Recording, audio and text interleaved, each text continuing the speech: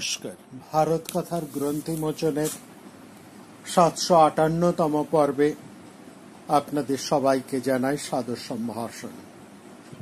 মহামতি অনন্তলালের পরম আশীর্বাদে আমরা আলোচনা করে চলেছি শান্তি পর্বের অন্তর্গত রাজধর্ম বিষয়ক আলোচনা।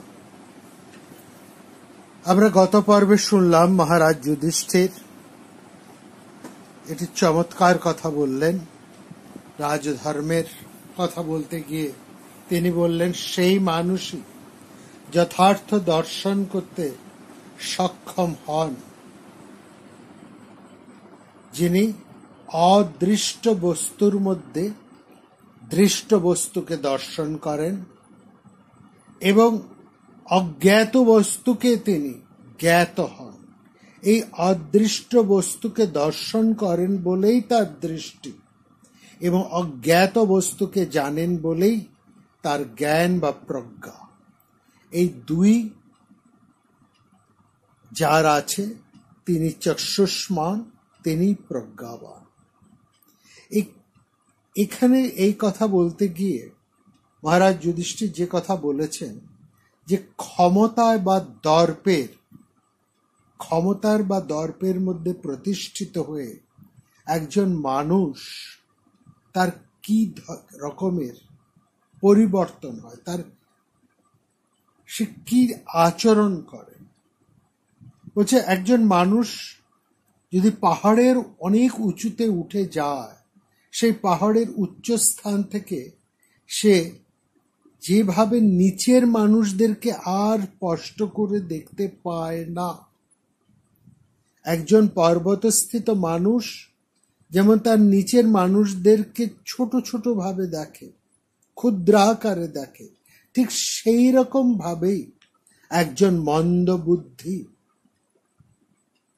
লোভী লোক, কামনাসক্ত মানুষ, সে যদি ক্ষমতার চূড়ায় আহরণ করে, তাহলে সে ক্ষমতার নিচে যে সমস্ত মানুষেরা বসবাস করে, যে সমস্ত মানুষেরা থাকে, তাদের প্রতিদিনের দুঃখ, যন্ত্রণা, কষ্ট, বেদনা, তাদের অভাব, অভিযোগ, তাদের ক্ষোভ যথার্থভাবে উপলব্ধি করতে পারে না। এবার সেই মানুষের কথাই বলছেন যে তিনি সেই ক্ষমতায় অধিষ্ঠিত হয়েও সেই মানুষ যিনি প্রকৃতভাবে অদৃষ্টকে দেখতে পান, যা সাধারণ মানুষ দেখতে পায় না, অথচ তিনি তা দেখতে পান। অদৃষ্টের মধ্যেই তিনি দৃষ্ট বস্তুকে দেখতে পান এবং অজ্ঞাত বস্তুর মধ্যেই তিনি জ্ঞাত বস্তুকে জানেন। তিনি হচ্ছেন একজন প্রজ্ঞাবান এবং তিনি হচ্ছেন চক্ষুষ্মান। এই ধরনের মানুষ কিভাবে হতে পারে? সেখানে যুধিষ্ঠির বলছেন যে মানুষ প্রকৃত বিজ্ঞানী, প্রজ্ঞানী, শুদ্ধ চিত্ত, তার পক্ষে এটা সম্ভব। শুদ্ধ চিত্ত অর্থাৎ যিনি নির্লোভ, যিনি নিরাসক্ত। এই যে রাজার দৃষ্টি, ঠিক এই উপমাটি আমরা পরবর্তী সময় দেখব। রাজধর্মের আরো বিস্তৃত ব্যাখ্যা যখন মহামতি ভীষ্মের মুখে থেকে আমরা শুনব, তখন আমাদের মনুর কথা আসবে। এবং পরবর্তী সময় আমরা দেখেছি কৌটিল্যের রচনার মধ্যেও কিন্তু এই বিশেষ অংশটিকে উল্লেখ করা হয়েছে। একজন রাজা, তিনি চক্ষুষ্মান এবং প্রজ্ঞাবান, যিনি অদৃষ্ট বস্তুকে দর্শন করেন, দর্শন করার দৃষ্টি আছে এবং অজ্ঞাত বস্তু জানার বুদ্ধি বা প্রজ্ঞা আছে। তিনি হচ্ছেন একজন প্রকৃত রাজা। একজন প্রকৃত রাজা এটা কিসের মাধ্যমে দেখেন না, তিনি দেখেন তার গুপ্ত পুরুষ বা চরের মাধ্যমে। এই গুপ্ত পুরুষ বা চরেরাই হচ্ছে রাজার চক্ষু এবং কর্ণ। কিন্তু গুপ্ত পুরুষ কি রাজার চক্ষু এবং কর্ণ সর্বার্থেই হয়ে উঠতে পারেন? এখানে মনু এবং চাণক্য উভয় বলছেন না। তারা কেবলমাত্র রাজার কাছে সন্দেশ বা খবর এনে পৌঁছে দেয়। বিভিন্ন ধরনের খবর, প্রভূত খবর, রাষ্ট্রের খবর, অন্তরাষ্ট্রের খবর, বহির্রাষ্ট্রের খবর, নানাবিধ বিষয়ের খবর, বহুল পরিমাণ খবর, নিউজ, ইনফরমেশন রাজার কাছে পৌঁছে দেয়। এবং সেখানে নানা ধরনের গুপ্তচর, নানা ধরনের গূঢ় পুরুষের কথা বলা আছে। কত ধরনের গূঢ় পুরুষ, কত রকমের গূঢ় পুরুষ, কত পেশায়, কত ধর্মে, এমনকি সন্ন্যাস ধর্মের মধ্যেও তারা রয়েছে। এই সমস্ত বিবিধ ধরনের গুপ্ত পুরুষ, গূঢ় পুরুষেরা প্রতিনিয়তই রাজার কাছে বিভিন্ন ধরনের সংবাদ, ইনফরমেশন এনে এনে পৌঁছে দিচ্ছে। কিন্তু একজন প্রজ্ঞাবান, বুদ্ধিমান, চক্ষুষ্মান রাজা সেই সমস্ত ইনফরমেশন বা খবরের মধ্যে থেকেই তিনি প্রকৃত সংবাদটি, প্রকৃত তাৎপর্যটি তিনি সেখান থেকে ছেঁকে নিতে পারেন। এই যে ছেঁকে নেওয়া, এটা কিসের মাধ্যমে রাজা ছেঁকে নেবেন? এই সমস্ত এত প্রচুর ইনফরমেশন, এত খবর, এত সংবাদ, এত তথ্য,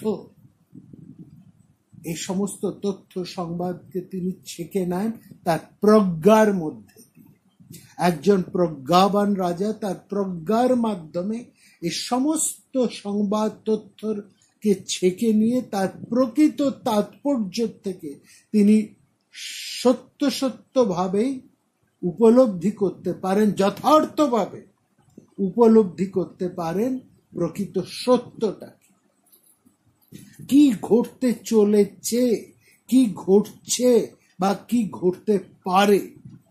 এই সেই অদৃষ্ট বস্তুটি রাজার কাছে স্বচ্ছ হয়ে দৃষ্টমান হয়ে ওঠে, পরিষ্কার হয়ে আসে। এবং যা জিনিস অন্য কেউ জানতে পারেন না, রাজাও এই সমস্ত ঘটনাগুলিকে তার প্রজ্ঞার ছাঁকনিতে ছেঁকে সেখান থেকে তার প্রকৃত তাৎপর্যটাকে, প্রকৃত সংবাদটিকে তিনি গ্রহণ করতে পারেন। এবং যে রাজার এই প্রজ্ঞা আছে, সেই রাজাই অনাগতকে দেখতে পান, অশ্রুতকে শুনতে পান, অজ্ঞাতকে তিনি জ্ঞাত বা জানতে পারেন। এই প্রজ্ঞা হচ্ছে রাজার মূল শক্তি। এই প্রজ্ঞা কার হয়? যুধিষ্ঠির বলছেন এই প্রজ্ঞা সেই রাজারই হয় যে রাজা নির্লোভ, যে রাজা অনাসক্ত, যে রাজার মধ্যে ত্যাগ, বৈরাগ্য রয়েছে। বলেই তিনি কিন্তু এবার সরাসরি চলে গেলেন সেই জনকের কথায়। বলছেন সেই জনকের কথা তিনি বলছেন যে এত সম্পদ আমার রাষ্ট্র এত সম্পদবান, এত বিত্ত, এত ক্ষমতা, এত সম্পদ, এত প্রতিপত্তি, অথচ আমার কিছুই নেই। অর্থাৎ এই সমস্ত কিছুই আমার নয়। তিনি কতটা অনাসক্ত সেটা বোঝাবার জন্য বলছেন তার মিথিলা যদি দগ্ধ হয়ে যায় তাহলে তার কিছুই আসে যায়, কারণ তিনি এবং তার রাষ্ট্রের সাথে সম্পূর্ণ নির্লিপ্ত, সম্পূর্ণ অনাসক্ত। এই নির্লিপ্ত অনাসক্ত দৃষ্টিভঙ্গি নিয়েই কিন্তু একজন প্রকৃত রাজা যথার্থভাবে তার রাজ্য শাসন করতে পারে। এটি হচ্ছে যুধিষ্ঠিরের বক্তব্য। কিন্তু এই সঙ্গে যুধিষ্ঠির আরো এক কথা বলছেন, ও তিনি কিন্তু যেতে চাইছেন না সেই ক্ষত্রবৃত্তির মধ্যে যেখানে লোভ, রিরিংসা, মাৎসর্য, ক্রোধ, দম্ভ, অসূয়া, তার মধ্যে তার বিবেক, তার হৃদয়, তার বুদ্ধি আর তাকে সেখানে যেতে চাইছেন।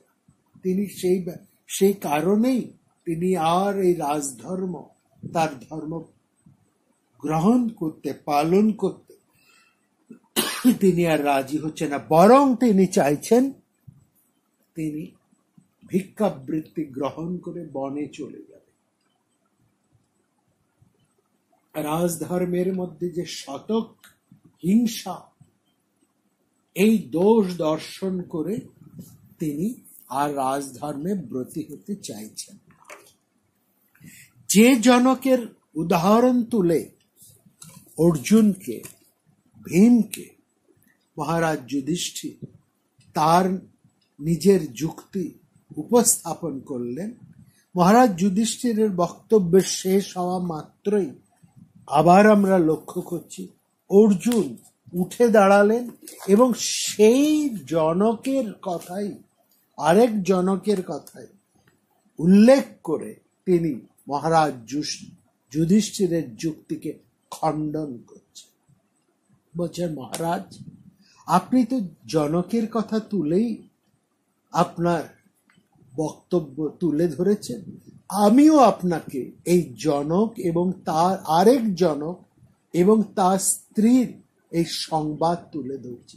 এই সংবাদ অত্যন্ত প্রাচীন এবং রাজধর্মের সমস্ত প্রজ্ঞাবান মানুষেরাই কিন্তু এই কাহিনীকে স্মরণ করে, তারা এই কাহিনীকে উল্লেখ করে। কি সেই কাহিনী? বলছেন, কোনো এক সময় বিদেহ দেশের এক রাজা, এবং বিদেহ দেশের যে সমস্ত রাজারা ছিলেন তারা প্রত্যেকেই জনক বলে পরিচিত ছিলেন। আমরা রামায়ণী ফল্গু ধারার মধ্যে এই জনক নিয়ে বিস্তৃত আলোচনা করেছি, অতএব আমরা তার মধ্যে যাচ্ছি না, আমরা সরাসরি কাহিনীর মধ্যে চলে আসছি। বলছে, কোনো এক সময় বিদেহ দেশের এক রাজা জনক, তিনি রাজ্য পরিত্যাগ করে ভিক্ষাবৃত্তি গ্রহণ করে বনে যাবার জন্য মনস্থির করে ফেলেছেন। মানে সেই রাজা তার ধন, সন্তান, মিত্র, রত্ন, সম্পদ এবং সমস্ত কিছু, তার পবিত্র গৃহস্থ ধর্ম পর্যন্ত, রাজধর্ম কিন্তু গৃহস্থ ধর্মেরই অন্তর্গত, সেই সমস্ত ধর্ম পরিত্যাগ করে তিনি বনে যাবার, ভিক্ষাবৃত্তি গ্রহণ করে তিনি বনে যাবার অভিলাষী। তার এই মোহকে লক্ষ্য করে, তার এই অভিলাষকে লক্ষ্য করে তার প্রিয় মহিষী তাকে বলছেন, সেই মহিষী অত্যন্ত ক্রুদ্ধ হয়ে রাজাকে বলছে, মহারাজ আপনি এই ধনধান্য সমন্বিত রাজ্য ত্যাগ করে ভিক্ষাবৃত্তি অবলম্বন করে এক মুঠো শস্যের জন্য কেন বনে যেতে চাইছেন? কেন আপনি ভিক্ষাবৃত্তি গ্রহণ করতে চাইছেন? আপনার তো পরিপূর্ণ সম্পদ সমৃদ্ধ এই রাজ্য রয়েছে, তা ত্যাগ করে আপনি এক মুঠো ভিক্ষের জন্য দাঁড়ে দাঁড়ে যেতে চাইছেন, ভিক্ষাবৃত্তি গ্রহণ করতে চাইছেন। আপনি পৃথিবী পালক, আপনার প্রতিজ্ঞা ছিল এক রকমের, আর আপনি সেই প্রতিজ্ঞাকে ত্যাগ করে অন্য পথে যেতে চাইছেন। আপনি প্রতিজ্ঞা ভঙ্গ করে আপনার এই বিশাল রাজ্য ত্যাগ করে অল্পতে সন্তুষ্ট হতে চাইছেন। আপনি কি ভেবে দেখুন মহারাজ, আপনি কি আপনার প্রতিজ্ঞা হতে চ্যুত হচ্ছেন না? কথমস্য রাজ্যং সং ধন ধান্য সমন্বিতম কাপালিং বৃত্তিমস্থায় ধান্য মুষ্টিমুপাসসি प्रतिज्ञां तेहन्नथ राजन् विचेष्टा च अन्यथा तव जद राज्यं महदुत्सृज्य স্বল্পে তুষ্যতি পার্থিব। আপনি প্রতিজ্ঞা ভঙ্গ করে এই বিশাল রাজ্য ত্যাগ করে এক মুঠো ভিক্ষেতে জীবন নির্বাহ করবার জন্য, তাতেই আপনি সন্তুষ্ট হতে চাইছেন। আপনার এই সন্তুষ্টির মূলে যে প্রতিজ্ঞা ভঙ্গ রয়েছে সেটা আপনি ভেবে দেখছেন না। আপনি কি আশ্চর্য মহারাজ, আপনি তো প্রতিজ্ঞা গ্রহণ করেছেন দেবতাদের, পিতৃগণকে, অতিথিদের, সমস্ত দরিদ্র রাষ্ট্রবাসীদের সবার আপনি ভরণ পোষণের দায় গ্রহণ করবেন। সেই প্রতিজ্ঞা আপনি চ্যুত হচ্ছেন মহারাজ। বলছেন, কি আশ্চর্য, আপনি এই সমস্ত জ্ঞানী, বুদ্ধিমান, বিদ্বান ব্রাহ্মণ যারা আপনার উপর নির্ভর করে জ্ঞানের সাধনা করে চলেছেন, জ্ঞান চর্চা করে চলেছেন, গবেষণা করে চলেছেন, তাদের ভরণ পোষণের, তাদের দায় আপনি ত্যাগ করে ভিক্ষাবৃত্তি গ্রহণ করতে চাইছেন? আপনি উজ্জ্বল রাজ্য লক্ষ্মীকে পরিত্যাগ করে, খুব ইম্পর্টেন্ট এই জায়গাটা, বলছেন আপনি উজ্জ্বল রাজ্য লক্ষ্মীকে পরিত্যাগ করে কুকুরের মতন দাতার মুখের দিকে কাতর দৃষ্টিপাত করে রয়েছে। আপনি যদি প্রব্রজ্যা গ্রহণ করেন তাহলে আপনার জননী পুত্র সম্বলবিহীনা হবেন, আর আমি কোশল রাজনন্দিনী, আমিও তো বিধবার মতনই হয়ে যাব। আপনার আশ্রিত এবং ধর্মাত্রী সমস্ত প্রজাবাসী, ক্ষত্রিয়রা, অন্যান্য যারা রয়েছেন, যারা এতদিন আপনার সেবা করে এসেছে, তারা তো আপনার উপরে নির্ভর করে আছে। আপনার দানে মানে, আপনার বেতনে তো তাদের ভরণ পোষণ হয়। আপনি তাদের ভরণ পোষণের দায় অস্বীকার করে কিভাবে ভিক্ষাবৃত্তি গ্রহণ করে চলেছেন? এতেও তো আপনি আপনার প্রতিজ্ঞা থেকে চ্যুত হচ্ছেন। সমস্ত প্রাণী তো তার প্রাক্তন কর্মের অধীন। সুতরাং মুক্তি সংশয়াপন্ন, অর্থাৎ অনুকূল প্রাক্তন কর্ম থাকলে তবেই মুক্তি হতে পারে। আবার অনুকূল কর্ম যদি না থাকে তাহলে তার মুক্তি ঘটে না। এই অবস্থায় আপনি এই সমস্ত আপনার আশ্রিত মানুষদেরকে বিফল মনোরথ করে কোন লোকে যেতে চাইছেন? আপনি ধর্মপত্নীকে পরিত্যাগ করে জীবন ধারণের ইচ্ছা করছেন, তাতে তো আপনার পাপ হবে। এখানে ধর্মপত্নী এই শব্দটিকে ভালো করে আমাদের লক্ষ্য করতে হবে। বলছেন যে আপনি নৈব তেহস্তি পরলোক না পর পাপ কর্মণ ধর্মান দারান পরিত্যাজ্য যথম ইচ্ছাসি জীবিত। আপনি ধর্মপত্নীকে পরিত্যাগ করে যথা ইচ্ছা ভিক্ষাবৃত্তির মাধ্যমে জীবন ধারণের ইচ্ছা করছে। আপনার এই ইচ্ছার ফলে, আপনার এই বাসনার ফলে আপনার যে পাপ হচ্ছে সেটা কি আপনি ভেবে দেখছেন? এখানে ধর্মপত্নী বলতে রাজা স্ত্রীও বটে, রাজমহিষীও বটে এবং রাষ্ট্রও বটে। এই জায়গাটা একটু আমাদের বুঝতে হবে। একজন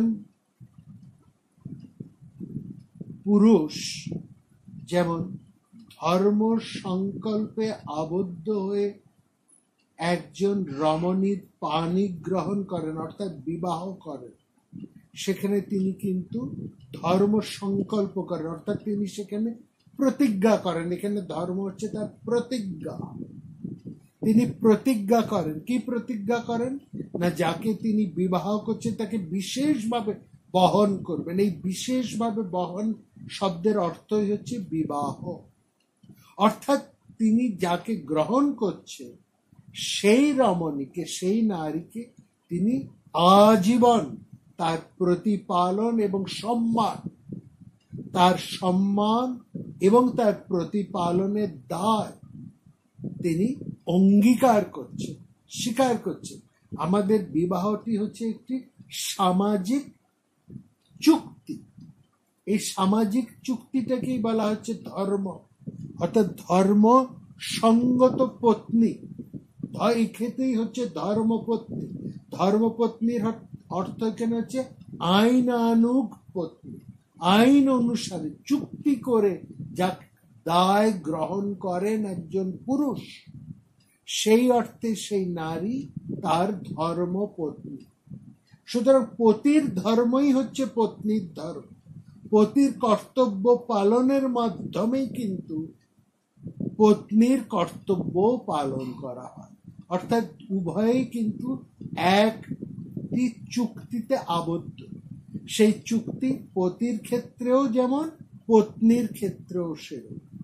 পতি যেমন সেই পত্নীর আজীবন ভরণ পোষণ এবং সম্মান রক্ষার দায় গ্রহণ করেন, পত্নীও সেই পতির সারা জীবন তাকে ধর্ম অনুসারে, আইন অনুসারে তার অনুবর্তী হয়ে চলবে, এই শপথই তিনি গ্রহণ করেন।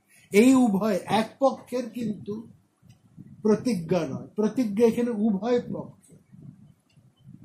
পুরুষ প্রতিজ্ঞা করছেন নারীর প্রতিপালন এবং সম্মান রক্ষার দায়, এবং নারী প্রতিজ্ঞা করছেন সেই পুরুষের ধর্ম রক্ষা, যাতে তিনি তার প্রতিজ্ঞা সঠিকভাবে পরিপালন করে চলতে পারেন। তার জন্য রমণী তাকে সারা জীবন তাকে সাহায্য করবে তার ধর্ম পালনের জন্য। তিনি যাতে তার সুচারুভাবে তার প্রতিজ্ঞা পালন করতে পারেন যথাবিহিতভাবে, সেই যথাবিহিতভাবে তাতে তিনি যেন ধর্মার্থ আইন অনুসারে সুশৃঙ্খলভাবে তিনি যাতে তার জীবন প্রতিপালন করতে পারেন, তার দায়ও কিন্তু স্ত্রী গ্রহণ করে। উভয়ই কিন্তু একই চুক্তির অন্তর্ভুক্ত। এই একইভাবে একজন রাজার সাথেও কিন্তু এই রাষ্ট্রের চুক্তি। একজন রাজা যখন রাজপদে অভিষিক্ত হন, তখন রাজা সংকল্প করেন তিনি ধর্মত আইন অনুসারে, রাষ্ট্রের যে আইন আছে, যে সংবিধান আছে, সেই সংবিধান অনুসারে তিনি এই রাষ্ট্রকে পালন করবেন, রাষ্ট্রের সুরক্ষা করবেন এবং রাষ্ট্রের কল্যাণ সাধন করবেন। ঠিক একই রকম ভাবে যেমন একজন বিবাহিত পতি তার পত্নীর প্রতি যে ধরনের অঙ্গীকার করেন, একজন রাজাও তার রাষ্ট্রের প্রতি সে একই ধরনের অঙ্গীকার বা শপথ বাক্য উচ্চারণ করে। সেখানেও একটি আইন অনুযায়ী চুক্তি হচ্ছে রাষ্ট্রের প্রতিপালন, সুরক্ষা এবং সমৃদ্ধি এবং তার সম্মান রক্ষা, এই সবের মধ্যে সংযুক্ত। রাষ্ট্র সেরকম রাজার সাথে আরেকটি চুক্তিতে, একই চুক্তিতে আবদ্ধ হয়। রাষ্ট্র রাজার এই প্রতিপালনের জন্য, তার ধর্ম পালনের জন্য যা কিছু আবশ্যকীয় তার যোগান দেবে। অর্থাৎ রাষ্ট্র রাজাকে কর দান করবে। রাজা যেভাবে আইন শৃঙ্খলা নির্দিষ্ট করবে, রাষ্ট্র সেই আইন শৃঙ্খলা মেনে চলবে। রাষ্ট্র অর্থে এখানে রাষ্ট্রবাসী। এই উভয়ের মধ্যে চুক্তি হয়। মূল কারণ হচ্ছে প্রতিপালন, সুরক্ষা এবং সমৃদ্ধি। সুতরাং একজন পতি যদি তার ধর্ম ত্যাগ করে, তাহলে তার পত্নী অনাথা হয়ে যায়। একজন রাজা যদি তার রাষ্ট্রের ধর্ম থেকে নিজেকে সরিয়ে নেন, রাজধর্ম তিনি যদি প্রতিপালন না করেন, তাহলে রাষ্ট্র অনাথা হয়ে যায়। সেখানে একজন পত্নী যেমন দুর্বৃত্ত দ্বারা আক্রান্ত হতে পারে, ঠিক একই রকম ভাবে রাষ্ট্র তার শত্রু দ্বারা আক্রান্ত হতে পারে। সেখানে অরাজকতা হতে পারে। উভয়ই, রাষ্ট্র এবং পত্নী, ধর্ম উভয়ই কিন্তু তার মর্যাদা, তার সুরক্ষা সবই সে নষ্ট হয়ে যেতে পারে। তারা ভ্রষ্ট নষ্ট হয়ে যেতে পারে। এই যে ভ্রষ্ট নষ্ট হয়ে যাওয়া, উভয়ের পাপ কিন্তু সেই রাজার উপরেই এসে পড়ে। এখানে ধর্ম বলতে, পত্নী বলতে এই রাষ্ট্র এবং ধর্মপত্নী উভয়কেই কিন্তু বোঝানো হয়েছে। অতএব রাজা যদি সংকল্পচ্যুত হয়, কেবল সেই কৌশল নন্দিনী, জনকের মহিষী, যিনি কৌশল দেশের নন্দিনী রাজপুত্রী, তিনি যেমন নষ্ট হয়ে যাবার, তার সুরক্ষা নষ্ট হয়ে যাবার, তিনি যেমন অনাথা হয়ে যাবার, বিধবা হয়ে যাবার, প্রায় বিধবা ধব্বা অর্থ হচ্ছে, ধব অর্থের স্বামী, তার স্বামী বিগত হয়েছে, প্রায় বিগত হয়ে গেছেন যে স্বামী, তেমন সেই রকম যেভাবে তার অবস্থা হবে, অনাথা হয়ে যাবেন, বিধবা হয়ে যাবেন, ঠিক সেই রাষ্ট্র কিন্তু অনাথা বা বিধবা হয়ে যাবে। অর্থাৎ দুজনেরই কিন্তু একই ভবিতব্য, আর এই ভবিতব্যের দিকে ঠেলে দিতে পারেন না একজন রাজা। যদি তিনি করেন, ফলে তার তজ্জনিত যে পাপ, যে অন্যায়, তার দায় পড়বে রাজার উপরে। এখানে বলছে রাজা সেই ক্ষেত্রে আপনার ইহলোক নষ্ট হবে, পরলোকও আপনার নষ্ট হবে। নৈবতি পরলোক না পর পাপ কর্মণা ধর্মং দারণ পরিত্যজ্য যত্তমিচ্ছসি জীবিত। আপনি যথা ইচ্ছা যদৃচ্ছ ভিক্ষা লাভে যদি জীবন ধারণের আপনার নিজের স্বধর্ম ত্যাগ করে আপনি যদি যথা ইচ্ছা ভিক্ষাবৃত্তির মালমের মাধ্যমে জীবন ধারণের ইচ্ছা প্রকাশ করে থাকেন, বাসনা বা সংকল্প গ্রহণ করে থাকেন, তাহলে আপনি পূর্ব সংকল্পচ্যুত হবেন এবং এর ফলে আপনার উভয় পত্নী তারা অনাথা হবে, তাদের নিরাপত্তা নষ্ট হবে। তজ্জনিত যে পাপ, সেই পাপ আপনাকে স্পর্শ করবে, ফলত আপনার ইহলোক নষ্ট হবে, পরলোকও আপনার নষ্ট হবে। এবং বলছেন, এখানে বলছেন একজন রাজা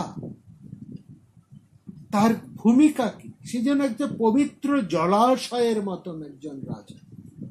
সেই পবিত্র জলাশয়ের মধ্যে সমস্ত জলচর প্রাণীরা নির্বিঘ্নে, নিরুপদ্রবে, নিশ্চিন্তে জীবন ধারণ করে। রাজা যেন এক বৃহৎ বনস্পতির মতো, সেই বনস্পতিকে আশ্রয় করে বহু প্রাণী প্রাণ ধারণ করে।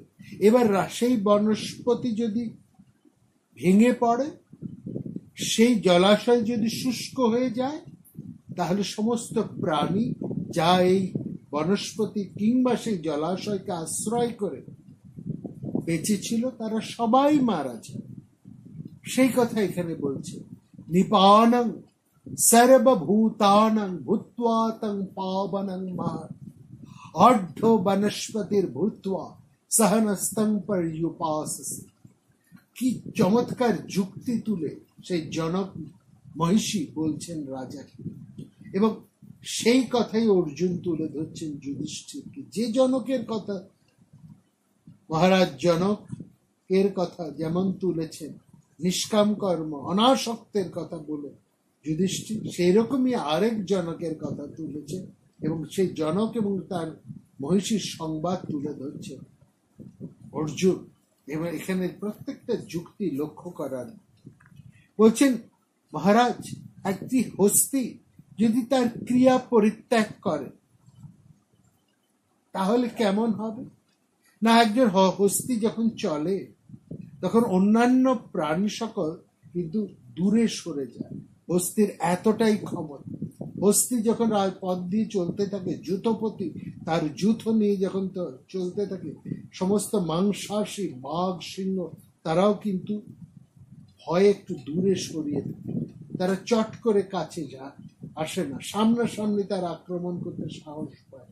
কিন্তু সেই হস্তি যদি তার ক্রিয়া পরিত্যাগ করে, তার যা আচরণ তার থেকে সে যদি সরে আসে, তাহলে কি করে না, সমস্ত মাংসাশী প্রাণী তার মাংস ছিঁড়ে খায়, ভক্ষণ করে। সেরকম আপনি রাজা ছিলেন, আজকে যদি আপনি রাজধর্ম ত্যাগ করেন, তাহলে আপনার শত্রুরা আপনাকে ছেড়ে দেবে মহারাজ। আপনার এই ক্ষমতা প্রতিপত্তির মাধ্যমে, পরাক্রমের মধ্যে দিয়ে আপনি শত্রুদেরকে যেভাবে দমন করে রেখেছিলেন, আজকে যদি আপনি রাজপথ ত্যাগ করে ভিক্ষার্থী হয়ে যান, তাহলে আপনি বাঁচতে পারবেন তো? আপনার শত্রুরা আপনাকে বাঁচতে দেবে? ছেড়ে দেবে আপনাকে? বলছেন যে সন্ন্যাশ্রম এই দণ্ড কমণ্ডল এবং পরিধানে বস্ত্র পর্যন্ত হরণ করে, সেই সন্ন্যাসে প্রবেশ করে আপনার কি লাভ হবে মহারাজ? সমস্ত পরিত্যাগ করে এক মুঠো খই নেবার জন্য আপনি চলেছেন, তারপরে আপনি যদি এই আপনার রাজ্যকে সেই এক মুষ্টি ভিক্ষার সাথে তুলনা করেন, তাহলে তো সেই রাজ্য গ্রহণের দায় আপনি কি করে কেন স্বীকার করেছিলেন? অর্থাৎ রাজ্য গ্রহণের দায় স্বীকার করে তাকে এক মুঠো ভিক্ষের মতন যদি তাকে ত্যাগ করেন, সেটা কি যথার্থ হবে আপনার পক্ষে? আপনি যদি এই সমস্ত সংসারের উপাদান এক মুঠো ভিক্ষের মতনই ভাবেন, তাহলে আমরা কোথায় যাই? তাহলে আপনি যে আমার সাথে বিবাহের সময় যে প্রতিজ্ঞা করেছিলেন, আপনি তো সেই প্রতিজ্ঞা ভঙ্গকারী বলেই দাঁড়াবে। আপনি যদি সন্ন্যাস গ্রহণ করেন, তাহলে আপনার সাথে আর আমার কি সম্বন্ধ থাকবে? আপনার যদি সত্যিই আমার প্রতি কোনো অনুগ্রহ থাকে, তাহলে আপনি এই পৃথিবী শাসন করুন, প্রসাদ সজ্জা যান বস্ত্র আভরণ আপনি গ্রহণ করুন, আপনি সন্ন্যাসী হয়ে সুখী হবেন। এই ভেবে আপনি যদি বিলাস দ্রব্য, আপনার সমস্ত সম্পদ মিত্র, সমস্ত সম্পদ পরিত্যাগ করে কৌপেন মাত্র ধারণ করেন, তাহলে এই পরিপূর্ণ ত্যাগে রাজা হিসেবে আপনার কি লাভ? সেটা একবার আমাকে বুঝিয়ে বলুন তো মহারাজ। যিনি সর্বদা প্রতিগ্রহ করেন আর যিনি সর্বদা দান করেন, অর্থাৎ যিনি সবসময় ভিক্ষে করেন আর যিনি সবসময় দান করেন, এই দুয়ের মধ্যে আপনি নিজে বিচার করে বলুন মহারাজ, কে শ্রেষ্ঠ? যে সবসময় ভিক্ষে করেন সে, না যে সবসময় দান করেন তিনি? সমস্ত ভিক্ষুকদের যদি দান করেন, তাহলে তার এই ভিক্ষুর চরিত্রকে এবার তুলে ধরছেন মহিষী। তিনি বলছেন এই ভিক্ষুকের চরিত্র বা স্বভাব কেমন জানেন মহারাজ?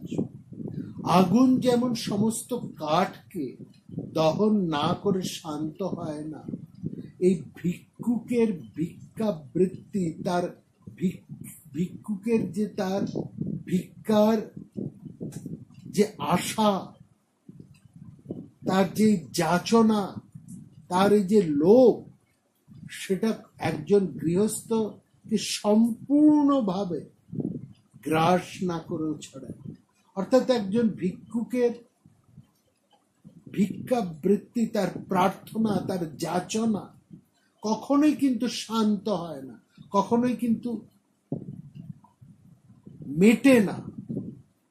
তার এই যাচনা, তার প্রার্থনা, একজন ভিক্ষু কখনোই প্রশান্ত হয় না, কখনোই একজন ভিক্ষুকের বাসনা পরিপূর্ণ হয়।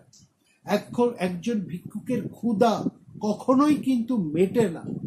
যতক্ষণ গৃহস্থ থাকে, যতক্ষণ গৃহস্থের ধন থাকে, সেই সমস্ত গৃহস্থের ধনকে পরিপূর্ণভাবে আত্মসাৎ না করা পর্যন্ত একজন ভিক্ষুকের ক্ষুধা মেটে না। আর একজন দাতার মাধ্যম উপরেই তো সাধু সন্ন্যাসীর জীবন নির্ভর করে। আপনি রাজা, আপনার দানের উপরেই তো এই সমস্ত সাধু সন্ন্যাসী ভিক্ষুকেরা নির্ভর করে থাকে। তাহলে আপনি যদি রাজপথ ত্যাগ করেন, এই সমস্ত সাধু সন্ন্যাসী ভিখিরি দরিদ্র মানুষ তারা কিভাবে জীবন ধারণ করবে? এখানে ভিক্ষা করা মহারাজ ধর্ম হতে পারে, কারণ ভিক্ষুকের ক্ষুধা কখনো মেটে না। ভিক্ষা বা যাচনার উপশমই হচ্ছে ধর্মের মূল কথা। অর্থাৎ সদৈব যাচমান হি তথা সম্মতি বৈদিজা। ভিক্ষাবৃত্তি কখনো মূল আদর্শ হতে পারে, কারণ ভিক্ষুকের বাসনা, লোভ বা তার ক্ষুধা কখনোই মেটে না। তাহলে আসল ভিক্ষাবৃত্তি নয় মহারাজ, ভেতরের যে বাসনা, ভেতরের যে লোভ, ভেতরের যে যাচনা, সেটা উপশম করাই হচ্ছে মূল ধর্ম। এই জগতে গৃহে অন্ন থাকে বলেই মানুষ গৃহস্থ হয়, আবার গৃহস্থের কাছ থেকে অন্ন লাভ করে বলেই মানুষ ভিক্ষুক হয়ে থাকে, এবং অন্ন হতেই মানুষের প্রাণ নির্ভর করে। যিনি অন্ন দান করেন তিনি কিন্তু বস্তুত প্রাণই দান করেন। এখানে এই জন্য অন্নকে প্রাণোদ বলা হয়েছে। অন্নাদ গৃহস্থালোকাস্মিন ভিক্ষবস্ততে এব চ অন্নাদ প্রাণ প্রভবতি অন্নদ প্রাণদ ভবে। আপনি প্রাণ দান, আপনি প্রাণোদান, রাজধর্ম গ্রহণ করে সবাইকে আপনি দান করে প্রত্যেকের আপনি প্রাণ রক্ষা করুন। যারা আপনার উপর নির্ভর করে জীবনযাত্রা পরিপালন করেন তারা কিন্তু আপনার ধর্ম ত্যাগের সঙ্গে সঙ্গে নিরাশ্রয় হয়ে পড়বে। বলছেন ভিক্ষুরা গৃহস্থম থেকে বেরিয়ে গিয়ে কিন্তু এই গৃহস্থাশ্রমের উপর নির্ভর করেই তাদের জীবনযাত্রা কাটিয়ে থাকে। সন্ন্যাসীরা গৃহত্যাগ করেন এই কথা ঠিক, কিন্তু তারা তাদের জীবনযাত্রা চালাবার জন্য এই গৃহস্থ শ্রমের উপরেই নির্ভর করে। কেবল ত্যাগ, বনবাস আর ভিক্ষার মাধ্যমে ভিক্ষুক হবেন এটা হতে পারে না।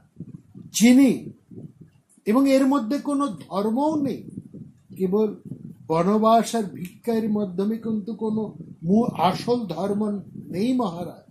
যে মানুষ সরল চিত্তে ধন জন পরিত্যাগ করতে পারেন তিনি প্রকৃত মোক্ষের অধিপতি। যিনি সরলভাবে স্বার্থ ত্যাগ করতে পারেন তিনি প্রকৃত অর্থে ভিক্ষু। এখানে ভিক্ষু অর্থে মোক্ষকার। বাইরে ভেকধারী অথচ নানান আসক্তিতে যে আসক্ত, যে মানুষ আসক্ত এবং এই আসক্তির কারণে মিথ্যা উপায়ে ছলনার আশ্রয় নিয়ে সেই মানুষ কিন্তু ভেক ধারণ করে, কৌপিন পরে, কাঁসায় বস্ত্র পরে, গেরুয়া বস্ত্র পরে সে মানুষ কিন্তু ধনের সন্ধানী করে। পরিব্রজন্তি দানার্থং মুন্ডা কাষায় বাসস, মুন্ডিত মস্তক হয়ে গেরুয়া বসন করে সে আসলে কিন্তু সেই ধনেরই খোঁজ করে চলেছে, তার বাসনার পরিতৃপ্তি করেছে, কারণ সে বাইরে ত্যাগ করেছে, অন্তরে ত্যাগ করে। তার ভেতরে যে নানান আসক্তিতে সীতা বহুবদৈ পাশই, সে অনেক পাশ, অনন্ত আসক্তিতে সে আসক্ত হয়ে রয়েছে। সেই আসক্তি তাকে ওই ভেকধারী হয়ে নানান উপায়, মিথ্যা উপায়, বহুবিধ পাশই সঞ্চিনন্ত বৃথা মিশম, মিথ্যা উপায়, ছলনার আশ্রয় নিয়ে সে কিন্তু ধনের সন্ধানই করেছে। যারা বেদ বিদ্যা বিহিত কর্তব্য কর্ম ত্যাগ করেন, দেখুন জনক মহিষী বলছেন, যে মানুষ বেদ বিদ্যা বিহিত কর্তব্য কর্ম ত্যাগ করে, যে মানুষ অর্থনীতি বিদ্যা বিহিত ধন বিদ্যা ত্যাগ করেন, পুত্র ত্যাগ করেন, সম্পদ ত্যাগ করেন এবং ত্রিদণ্ড গৈরিক বস্ত্র ধারণ করেন, তার কিন্তু অন্তরে যদি রাগ দেশ পরিপূর্ণ থাকে, সে বুদ্ধি শূন্য হয়ে জীবনের মঙ্গল হতে, পরম সত্য হতে, ধর্ম হতে সে ভ্রষ্ট হয়। ত্রয়ীঞ্চ নাম বার্তাঞ্চ ত্যক্ত্বা পুত্রান ব্রজন্তি যে ত্রিবিষ্টন্ধঞ্চ বাসশ্চ প্রতিগৃহান্ত বুদ্ধায়। সে দণ্ডি বাস কাষায় বস্ত্র পরে নিজের কর্তব্য কর্ম ত্যাগ করে, অর্থের বৃত্তি, অর্থের উপার্জনকে ত্যাগ করে, কাষায় বস্ত্র পরিধান করে, মুন্ডিত মস্তক হয়ে সমস্ত কর্তব্য কর্ম ত্যাগ করে, ধনের উপায়, ধনার্জনের পথ উপায় পরিত্যাগ করে যে ভিক্ষাবৃত্তি নেয় সে কিন্তু তার ভেতরের যে তার আসক্তি, রাগ, দেশ, এই সমস্ত কিছু, তার এই কর্মকে কিন্তু তার জীবনের মঙ্গল লাভ থেকে বঞ্চিত করে, শ্রেয় থেকে সে বঞ্চিত, সে বুদ্ধিশূন্য হয়ে উঠে। বলছেন মহারাজ, রাগ দেশ থাকা অবস্থায় যে মানুষ গৈরিক বস্ত্র ধারণ করেন সেটা কিন্তু আসলে একটা ভেগ ধারণ। সে ওই ভেগ ধারণের মধ্যে, ওই মিথ্যা আশ্রয়ের মধ্যে দিয়ে সে কিন্তু একটা যশ লাভের চেষ্টা করে। সে দেখায় বাইরে সে যশক প্রার্থী, অর্থাৎ দেখায় সে কোনো ত্যাগী, সে ত্যাগের যশ কামনা করে, অথচ তার অন্তর একেবারে আসক্তিতে পরিপূর্ণ। সে গৈরিক বস্ত্র পরিধান করে রাগ দেশ ত্যাগ না করে সে কেবলমাত্র সংসার ত্যাগ করে কাঁসায় বস্ত্র অর্থাৎ গৈরিক বস্ত্র যে পরিধান করে, সেই মানুষ গৃহস্থের কাছ থেকে কেবলমাত্র বিনা পরিশ্রম নিজের কর্তব্য কর্ম প্রতিপালন না করে ধর্মভ্রষ্ট হয়ে ধন সম্পদের সেবাই করেছ, অর্থাৎ তার মোক্ষ লাভ হয় না, তার ইহকালও নষ্ট, তার পরকালও নষ্ট। অতএব মহারাজ, আপনি জিতেন্দ্রিয় হয়ে গৈরিক বস্ত্র, মৃগচর্ম কিংবা কৌপিনধারী, বিবস্ত্র, মুন্ডিত মস্তক বা জটাধারী সাধুদেরকে ভরণ পোষণ করতে করার মাধ্যমে স্বর্গের পরম গতি লাভ করেন। অর্থাৎ আপনি আপনার স্বধর্ম পালনের মধ্যে দিয়েই আপনি যে মোক্ষের অন্বেষণের জন্য ভিক্ষাবৃত্তি গ্রহণ করতে চাইছেন, সেই পথ পরিত্যাগ করে নিজের স্বধর্ম পরিপালনের মধ্যে দিয়ে বহু জনের আশ্রয় সূচক হয়ে আপনি সেই পরম মোক্ষ রূপ স্বর্গ লাভ করুন। যে গৃহস্থ প্রত্যহ প্রথমে দান করেন, পরে হোমের জন্য অগ্নি স্থাপন করেন, গুরুজনের প্রয়োজন সাধন করেন এবং বহু দক্ষিণাযুক্ত যজ্ঞের অনুষ্ঠান করেন, তার চেয়ে বড় ধার্মিক কে হতে পারে? অগ্নধেয়ানি গুরুবর্তং কর্তনোপি সুদক্ষিণাং দদ্দারহ অহরহ পূর্বং কোনু ধর্ম আতস্তনা। বলছেন, যে মানুষ প্রথমে দান করে, তারপর হোমের জন্য অগ্নি স্থাপন করেন, গুরুদের প্রয়োজন, গুরু তার যে সমস্ত গুরুরা রয়েছেন, অভিভাবকেরা রয়েছে, তাদের প্রয়োজন সাধন করেন, তাদের প্রতি যথাযথ কর্তব্য পালন করেন, তারপর বহু দক্ষিণাযুক্ত যজ্ঞের অনুষ্ঠান করে থাকেন। এখানে যজ্ঞ কথার অর্থ তার কর্তব্য পালন, এবং বহু দক্ষিণাযুক্ত, এই শব্দের ব্যাখ্যা আমরা করেছি, বহু দক্ষিণাযুক্ত যজ্ঞের অনুষ্ঠান করে, তার চাইতে বড় ধার্মিক সেই সংসারে আর কে হতে পারে? এই জনক এবং তার মহিষীর সংবাদ শুনিয়ে অর্জুন বললেন, মহারাজ, তার অগ্রজ যুধিষ্ঠিরকে সম্বোধন করে বলছে, মহারাজ, এই জগতে সবাই বলে যে জনক রাজা তত্ত্বজ্ঞানী ছিলেন, কিন্তু এই জনক তো মোহগ্রস্ত হয়েছে। তিনি তো নিজের স্বধর্মচ্যুত হয়ে, তিনি মোহগ্রস্ত হয়ে, ভিক্ষাপুজীবী হয়ে তিনি সংসার ত্যাগ করে বনে যেতে চেয়েছে। এটা তো তার মোহ, এটা তো তার ধর্ম পালন নয় মহারাজ। তিনি তো ধর্মভ্রষ্ট হয়ে, মোহগ্রস্ত হয়ে তিনি ধর্মভ্রষ্ট হতেছে। আপনি এরকম মোহগ্রস্ত হবেন না।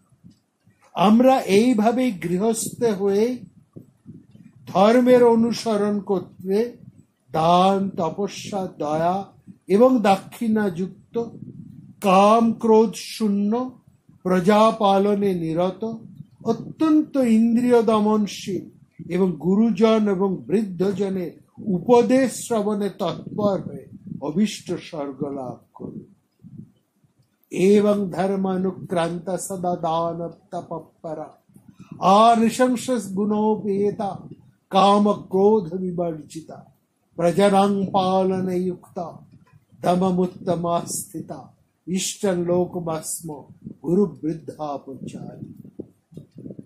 আর আমরা সমস্ত বেদের হিতসাধক সত্যবাদী হয়ে যথাবিধানে দেবতা, অতিথি এবং অন্যান্য প্রাণীদের যথাযোগ্য বস্তু দান করে পরে আমরা সেই অভীষ্ট, সেই মোক্ষই লাভ করব। দেবতা অতিথি ভূতানাং দেবতা অতিথি ভূতানাং নির্বপন্ত যথাবিধি স্থানবিষ্ট বাস্পোষ ব্রহ্মণ সত্যবাদ। কি অপূর্ব ভাবে অর্জুন সেই জনককে ত্রুটির দিকটি, তার ধর্ম থেকে ধর্মচ্যুতির অংশটিকে অপূর্বভাবে তুলে ধরবে। অর্থাৎ সেই মহারাজ জনক, যিনি তার রাজ্য, ধন সম্পদ সমস্ত ত্যাগ করে যিনি ভিক্ষার্থী হয়ে বনবাসী হতে চাইছেন, মোক্ষপদ হতে চাইছেন, তার এই ধর্মের, তার এই যাচনার মধ্যে, তার এই অভিপ্সার মধ্যে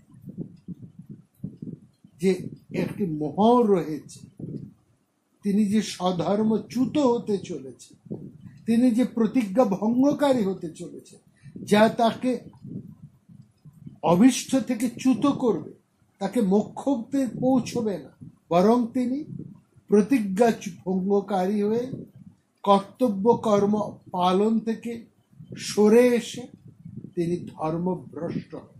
এ কথাই অপূর্ব যুক্তি সহকারে তুলে ধরেছেন সেই জনক মহর্ষি। এবং সেভাবেই তিনি তার স্বামীকে সংসার ত্যাগ থেকে নিরস্ত করে আবার সেই তার স্বামীর স্বধর্ম অর্থাৎ রাজধর্ম পালনের মধ্যেই তাকে কিন্তু যুক্ত করে দিয়েছে। এভাবে কিভাবে তিনি রাজধর্ম পালন করবেন, এখানে অর্জুন যে যুক্তি তুলে ধরেছেন তার সাথে কিন্তু যুধিষ্ঠিরের কোনো তফাৎ নেই, যুধিষ্ঠিরের দৃষ্টির কোনো তফাৎ নেই। অর্জুন বলছেন আমরা গৃহস্থ হয়ে ধর্মের অনুসরণ করতে থেকে, অর্থাৎ ন্যায় অনুসারে, নীতি অনুসারে, আইন অনুসারে দান, তপস্যা, দয়া ও দক্ষিণা যোগ্য কাম ক্রোধ শূন্য হয়ে, যে কাম ক্রোধ শূন্যের কথা যুধিষ্ঠির বলেছেন সেই কথা বলে প্রজা পালনে নিরত, ইন্দ্রিয় দমনশীল হয়ে অর্থাৎ লোভ মোহ কামনাকে দমন করে গুরুজন এবং বৃদ্ধজনের উপদেশ শ্রবণে তৎপর হয়ে সে আমাদের পরম অভীষ্ট সেই স্বর্গ অর্থাৎ সেই মোক্ষকেই আমরা কিন্তু লাভ করতে পারি। অর্থাৎ স্বধর্ম পালনের মাধ্যমেই কিন্তু একজন মানুষ তার মোক্ষ লাভ করতে পারে। এটি মহাভারত কিন্তু বারবার বলতে চেয়েছে। অর্থাৎ কোনো একটা বিষয়ের প্রতি যদি তোমার আসক্তি বেশি হয়ে যায়, সেটা কিন্তু তোমার পক্ষে জঘন্য, সেটা তোমার পক্ষে বিঘ্নকার, সেটা তোমাকে মঙ্গলের পথ থেকে ভ্রষ্ট করবে।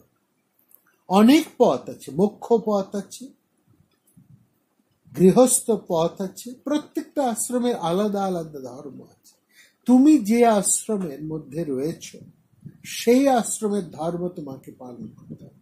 যখন তুমি ব্রহ্মচর্যাশ্রমে থাকছো তখন ব্রহ্মচর্য আশ্রমের যা ধর্ম সেটা তোমাকে পালন করতে হবে। যখন তুমি গৃহস্থ ধর্ম, সে গৃহস্থ আশ্রমের মধ্যে রয়েছে, তখন গৃহস্থ আশ্রমের ধর্মই তোমাকে পালন করতে হবে। তারপর ব্রহ্মচর্য গৃহস্থের পরে তারপর তোমাকে বানপ্রস্থ, অর্থাৎ এই দুই আশ্রমের অন্তর্গত হয়ে এই দুই আশ্রমের ধর্ম ত্যাগ করে তুমি যদি সেই বানপ্রস্থী হতে চাও, তাহলে যে আশ্রমের মধ্যে অন্তর্ভুক্ত রয়েছে সেই আশ্রমের ধর্ম ত্যাগ করলে তোমার কিন্তু মঙ্গল হবে না, তুমি ধর্মভ্রষ্ট হবে। এটি মহাভারত বলতে চাইছে। তোমার এই সবকটিকেই তোমাকে সমানভাবে পালন করতে হবে।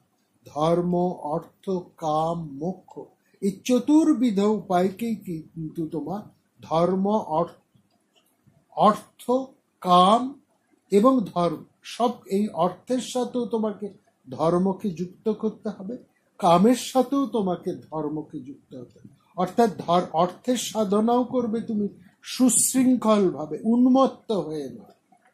কামের সাধনাও তুমি করবে সুশৃঙ্খল ভাবে, উন্মত্ত হয়ে। প্রত্যেকের সাথেই ধর্মকে যুক্ত করতে হবে। এটি হচ্ছে মহাভারতের কথা। অর্জুন সেই কথাই কিন্তু বারবার তুলে ধরছে। এবার এখানে লক্ষ্য করুন, অর্জুন যে রাজধর্মের কথা বলছেন, এই রাজধর্মের মধ্যে হিংসা আছে। যে অর্জুন যুদ্ধের পূর্বাহ্নে তিনি রাজধর্মের মধ্যে হিংসা আছে বলে সেই রাজধর্মে ত্যাগ করে তিনি বলছেন আমি যুদ্ধ করব না, সেই অর্জুন কিন্তু এখন সম্পূর্ণ পরিবর্তিত হয়ে গেছে। তিনি তার ধর্মনিষ্ঠ হয়ে গেছে। আর এই মহাভারতের এই যে যুদ্ধ, তা যুধিষ্ঠিরকে এতটাই মুহ্যমান করেছে, এতটাই তাকে আঘাত দিয়েছে, তার মধ্যে এতটাই শোক সঞ্চার করেছে যে তিনি তার প্রকৃত ধর্মটি হতেই ভ্রষ্ট হতে চলেছে। এইরকম একটি অপূর্ব অবস্থার মধ্যে আমাদেরকে শান্তি পর্বে আলোচনা তুলে ধরেছে। এবং এখানে দেখব পরবর্তী সময়ে মহারাজ যুধিষ্ঠিরের এই অত্যন্ত মোক্ষ ধর্মের আসক্তি, এটিকে কিন্তু ভীষণভাবে সমালোচনা করা হয়েছে। হ্যাঁ, তোমার মধ্যে অবশ্যই সেই নির্বিণ্ণ ভাব থাকবে, তোমার মধ্যে অবশ্যই সেই ত্যাগ থাকবে, তোমার মধ্যে সেই নিস্পৃহ ভাব থাকবে, নিরাসক্ত ভাব থাকবে, কিন্তু নিজের ধর্মকে ত্যাগ করে নিজের ধর্ম পরিপালন করবে তুমি নির্মোহ হয়ে, বাসনাবিহীন হয়ে, নিস্পৃহ হয়ে, নিরাসক্ত হয়ে। এটি মহাভারতের মূল বক্তব্য। আমরা আসব পরের আলোচনায়, সেখানে কি সংবাদ উঠে আসে আমরা আগামী পর্বে তাই শুনব। নমস্কার। প্রাণারাম প্রাণারাম।